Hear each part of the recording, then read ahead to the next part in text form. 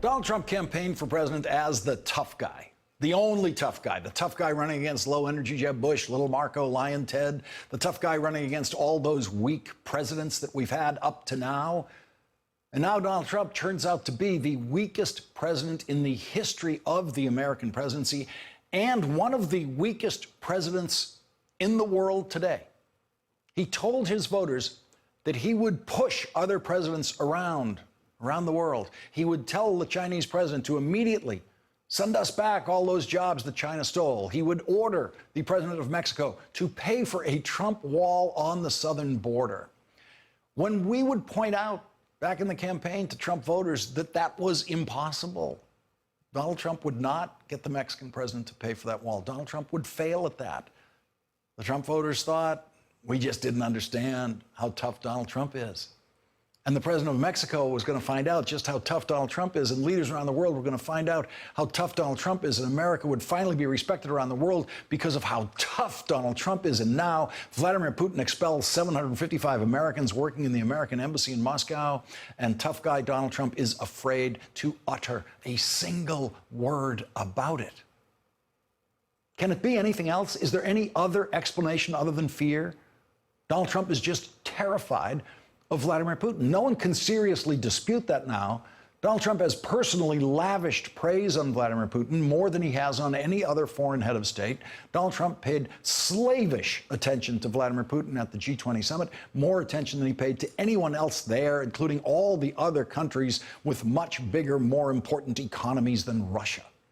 And when Vladimir Putin expels 755 Americans from our embassy in Moscow, Donald Trump is now afraid to say a word about it.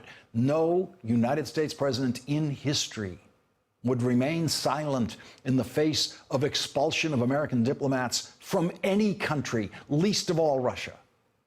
What would Donald Trump say if Mexico expelled one person from the United States embassy? One.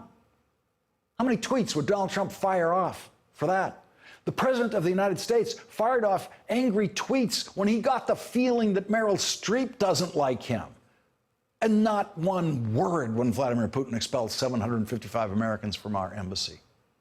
Nothing explains this Trump behavior other than fear. And the question is, what is he afraid of? What is Donald Trump afraid of? What does Vladimir Putin have that creates so much fear in Donald Trump? It can't be nuclear weapons because no previous American president has been afraid of Vladimir Putin. And Vladimir Putin had nuclear weapons then. The reason Donald Trump is afraid of Vladimir Putin is the central investigative question that the special prosecutor is studying tonight in the investigation of the Trump campaign's relationship to Russia.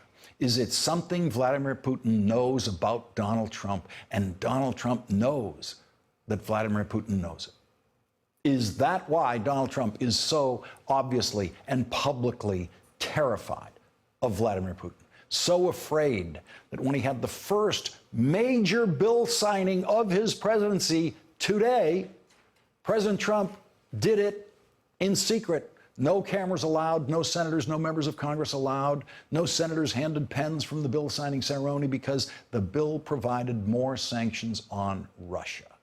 And Donald Trump was afraid of letting Vladimir Putin see him sign that on television.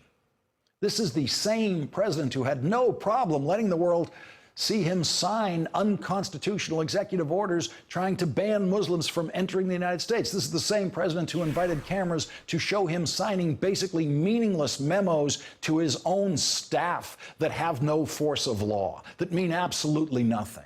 That was worth the cameras. In the Trump White House, those meaningless so-called signing ceremonies were worthy of being televised. The Trump presidency has famously been defeated in what it intended to be its first major piece of legislation, the health care bill.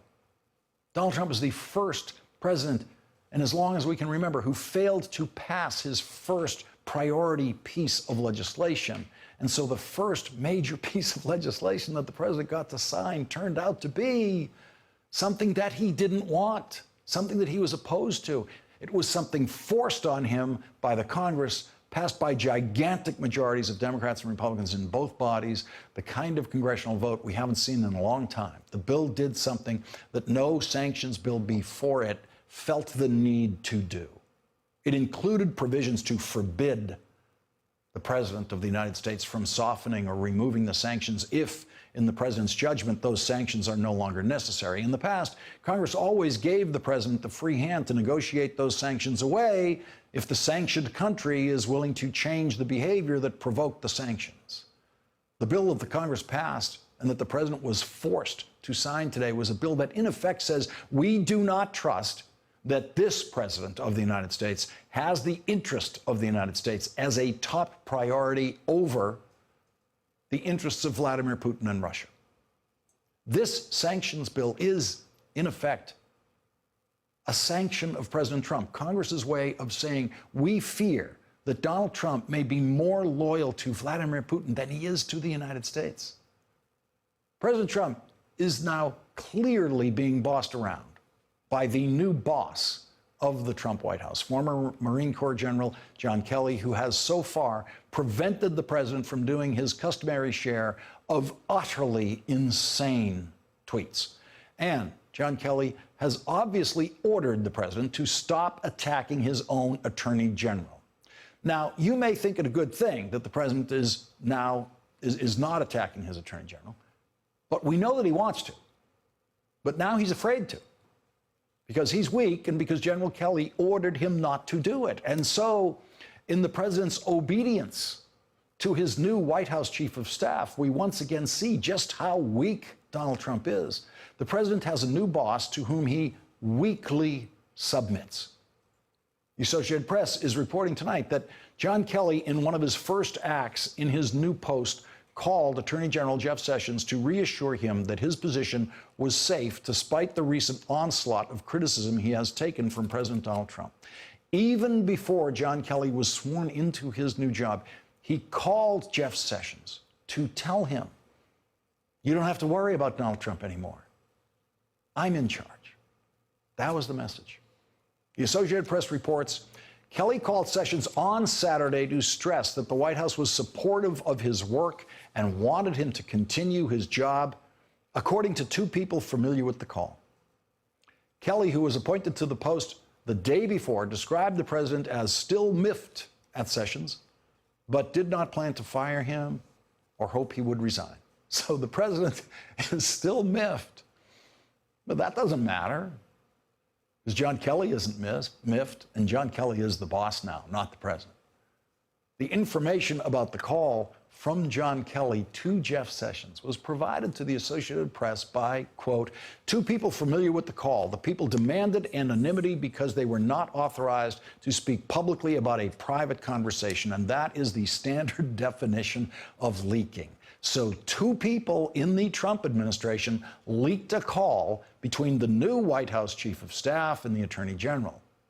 Those two people could actually be John Kelly and Jeff Sessions, or they could be two people that heard Jeff Sessions' end of the call, or one person on the Kelly end of the call, another one on the Sessions end of the call. There's a bunch of possibilities and combinations there.